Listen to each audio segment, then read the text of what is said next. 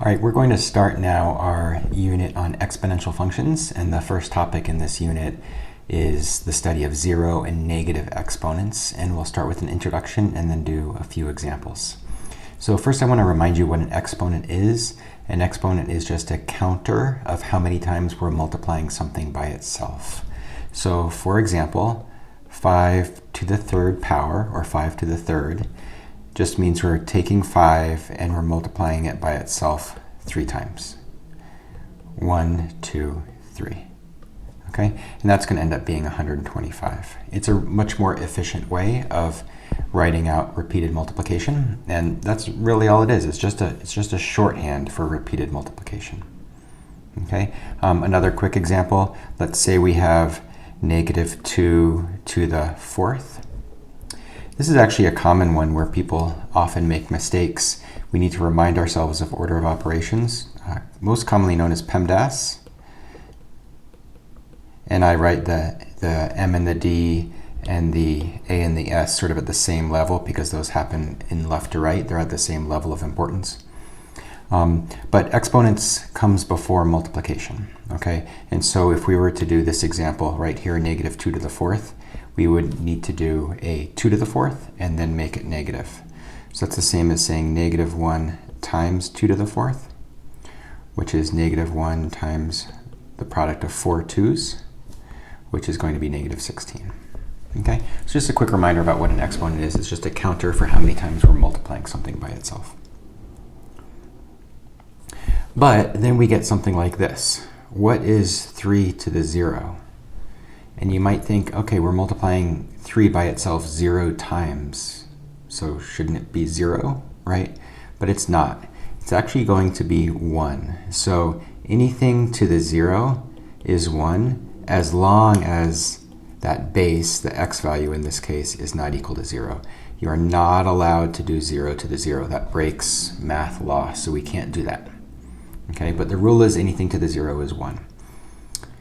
And you might be thinking why that is, and let me just show you. It works, an explanation works really well with patterns. So let's think about 3 to the 1, 3 to the 2, 3 to the 3, 3 to the 4. Okay, so 3 to the fourth is 81, 3 to the third is 27, 3 to the second is 9, 3 to the first is 3. That all makes sense. So let's just continue the pattern, right? So as we go from here to here, we're dividing by 3. We're dividing by 3. We just keep dividing by 3. So I think it would make sense as we go from 3 to the 1 to 3 to the 0, we would also want to divide by 3. Okay, so basically it fits the pattern, and we therefore mathematicians defined that anything to the 0 except 0, anything else to the 0 is equal to 1. Then you might be thinking about negative exponents. So let's continue this pattern, and let me actually copy it down below. So let's keep going. What would 3 to the negative 1 be? What would 3 to the negative 2, 3 to the negative 3 be? Right? And I think you can see that we have a pretty clear pattern in the exponents going from 4 to 3 to 2 to 1 down into our negatives. So let's continue that pattern with the actual final answers of what these 3 to the negative numbers might be. So let's divide by 3 again. And that's going to be 1/3. Let's keep dividing by 3. 1/9 and 1/27. Okay, so the rule here is that x to the negative n is going to equal 1 over x to the n. And again, x can't be 0 here. Okay, because we can do 0 to non-zero exponents, but in this case, if x were 0, we would be dividing by 0. Okay, so we can't have a 0 in the denominator. The other sort of a corollary to this rule is that 1 over x to the negative n is equal to x to the positive n.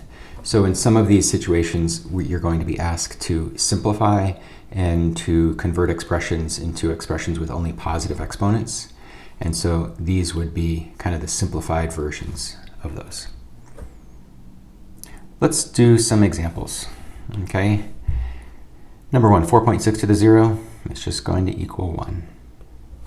3x to the 0 is just going to equal 1. Anything to the 0 is equal to 1, except 0 to the 0. Okay? This one, we actually alluded to it a little bit earlier in our introduction, negative 2 to the 0. And I want you to remember that is equal to negative 1 times 2 to the 0, which is negative 1 times 1, which is negative 1.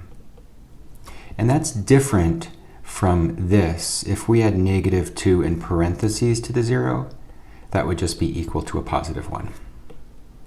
Okay? So you need to think about where the negative sign falls. Is it in parentheses or not? Let's deal with some negative exponents over on the right side. 5 to the negative 1 is the same as 1 over 5 to the 1, or just 1 over 5. When we have some different terms kind of all being multiplied together, we can turn this into a fraction. And 6x to the 4th is going to stay up top. And let's bring that y squared down below. And in the process of bringing it down below, we make it the squared, the exponent of positive 2. Okay, so these are our final answers here. And then lastly for this example, let's do something similar here. If we have 5x cubed times x to the negative 3, that x to the negative 3 goes below, turns into a positive 3. I made a little mistake there. Turns into a positive 3. And then I think you can see that some things cancel. So the x cubed over x cubes cancel. And we will be left with just a 5. Okay, and that's a little preview of a rule that we'll be looking at in one of our next videos. Whenever you evaluate something in algebra, it means plug in. And so this means plug in. It doesn't mean tell me what you think of this. It means plug in for x or y. Okay, so let's plug in some numbers. And a quick tip here, often it's easiest to do any simplifying you can first and then do the plugging in. Okay, then do the evaluation. So for this first one, we know x is going to be 2 and y is going to be negative 5. So let's simplify this guy. 5x cubed over y squared. And then we can plug in our numbers for x. So 5 times 2 cubed. And then we can plug in our number for y. Negative 5 squared. And I put that negative 5 in parentheses because I think you can see here we're squaring the entirety of y. And so we want to make sure we're squaring the entirety of the negative 5. So let's do some simplifying. 2 cubed is 8. Negative 5 squared is a positive 25. And we can simplify that a little bit here. We don't know if we want to keep things as a fraction or a decimal. I'm going fraction here because we weren't told otherwise. Those 5s cancel, and we get an 8 over 5 as a final answer. Next one is another evaluation problem, and again, I suggest that you simplify as much as you can first, and then go ahead and plug in, then do the evaluation. So I think you can see that all of this stuff just goes to 1. Okay, so this is going to turn into 6 over x squared, and now we can plug in 6 over 0.5 squared. 0.5 squared is a half times a half, which is a quarter. So 6 over a quarter. How many times does a quarter go into 6? 24 times. That would be our final answer right there. And that would be a great place to stop.